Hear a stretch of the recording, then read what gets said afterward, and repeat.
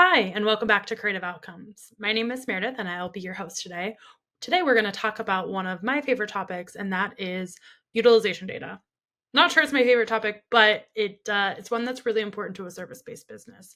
So let's first talk about the why, and then we'll kind of get into how we analyze it. And so if you all haven't gone back and listened to some of our other pieces of content around the margin triangle, I would encourage you to do so. And simply put, the margin triangle is the levers that are input into the gross margin to drive gross margin. And so those two levers are utilization data and project profitability. And really, to get to either utilization or project profitability, it starts with time tracking. And so it's very important to time track, and I can go on a tangent about the importance of it and how to do it. And happy to do a follow-up video on just that alone. But today I want to kind of dive into like the nuts and bolts of how to analyze it. And so we're going to look at this little example that I have here. So this is a fictitious business, but you can see we've got 5 employees. We've got 2 designers, a developer, a project manager, and an owner.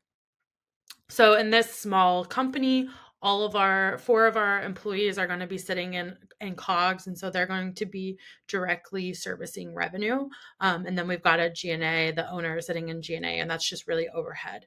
So because all of these people are sitting in COGS, we have a pretty high target utilization. So I anticipate that my designer is spending about 80% of their week on billable client work. And so that's just the target utilization. And we can talk individually, client by client, on like how to think about those target utilizations. But basically I start with like, if you're servicing work, you're probably somewhere between 70 and 80% target utilization on a 40-hour work week. If your work week is more like 32 hours, that target is going to go up closer to 90%, where the majority of their time actually in the office as it needs to be spent on billable work. And that goes along with the margin triangles. Like, what is our total billable target hours for the team? Anyway, that's a separate video. So let's just assume we've all aligned on these target utilizations. This column is just setting up how many hours we've actually paid the team. So in the month of March, there are 168 billable or hours available that we're paying the team. So if they're working a 40-hour work week, we're paying them for 168 hours. So you can see these are the hours that our team has actually tracked. So the first employee has tracked 188. This starts to worry me because they're working more hours than there were available in the week. So I start to think, oh, is this person burning out? What is going on here? If we keep going over to the right, I see, oh, they took PTO. So to me, that tells me they had to get a bunch of work done in order to take their PTO. So they worked more to meet their client deadlines, and then they took 40 hours of PTO. Not proper work-life balance there, but with such a small team, got it, that's what the narrative is. But looking at this like monthly, quarterly, you're going to start to see that in your team, like what is going on. And now if this is happening every single month where they're working significantly high hours, I would also look at my other designer and say, my other designer, what are they working? So it looks like this designer is 89% utilized, so they're burning pretty hot. And my first designer, while they took 40 hours of PTO, they were 119% utilized, so burning really hot. So if I see this trend happening month over month, and then also looking out in a capacity planning tool, longer term, like what's coming down the pipeline, what work is coming in the future, and I can see that it's really design heavy, this would indicate to me that it's probably time, it could be time to hire.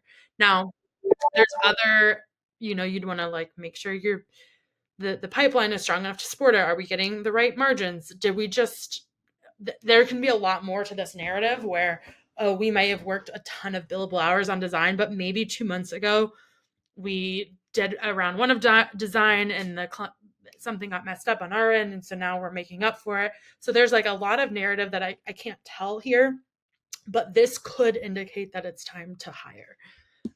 Our project manager, they're set at 70% target. They worked 160 hours. Okay, they didn't track all of their time. They're missing a day. This person might just be bad at tracking time. So I would say, hey, let's just make sure everyone's tracking at least like a 40-hour week so we know that all of their time's in. Because what if they just forgot to track 8 hours and all 8 hours of those should have gone to a client? Well, now our project profitability, when we want to go look at it, isn't accurate because it's missing 8 hours of time tracking from the project manager. Does that make sense? Hopefully. So they had 40 non-billable hours, and they were a little over target, but basically right on. So they were 71% utilized. So feel pretty good about that.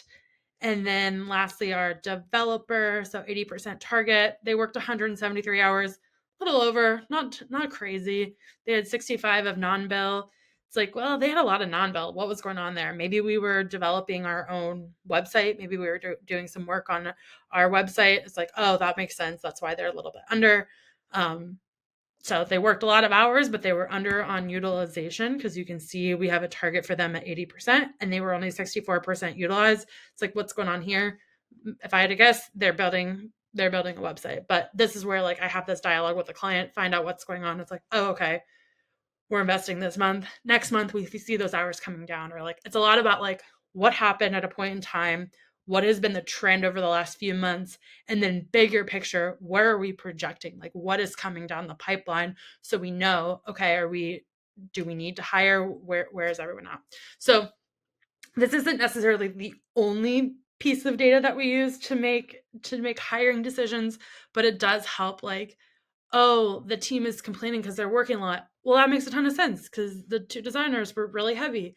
And sometimes that doesn't match the narrative. And so when it doesn't match the narrative, you have to understand, okay, what's going on in the business? Are we just really inefficient on the work that we're doing? Are there better ways? Can we implement some AI tools? That's a hot topic right now.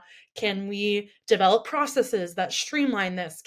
Are we doing scope creep happening that we're not thinking about? Did the client come back and want a ton of revisions and we only scope the work for 4 revisions and they're doing 12 revisions? And so that the project manager really needs to get involved and say, hey client, we didn't scope the work for 12 revisions. We've got to come back and rework the scope. So that's the narrative that's a lot of times happening around utilization, and I think it's really important. And then the next layer to this would be to look at our project profitability. So assuming you have all the data in here correct, like we said, hey, maybe that project manager is missing 8 hours, so we'd want to make sure all of the data is in correctly and being consistent about that correct data. So then we can take the next step and look at project profitability to understand, are we making money on the work that we're doing? Cool. Hope this was helpful. Have a great day. And if you found this video helpful and want to hear from us in the future, please go like and subscribe to our channel. Thank you. Goodbye.